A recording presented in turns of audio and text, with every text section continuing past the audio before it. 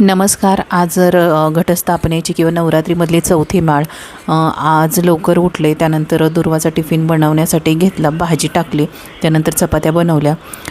चपात्या बनवल्यानंतर दुर्वाचा tiffin pack केला आणि तो तिच्या टिफिन बॅगमध्ये घातला. त्यानंतर दुर्वाचं आवरायला घेतलं, कारण लहान मुलांना आवरायला वेळ लागतो, त्यामुळे तिने आवरून घेतलं. लहान मुलांना खा म्हटलं की ते खात नाही, पण तीच गोष्ट आपण भरवली तर पूर्णपणे संपवतात. चहा बनवला आणि तो नंतर मी मस्त एन्जॉय केला. वेळ होती देवपूजेची, देवपूजा करण्यासाठी घेतली.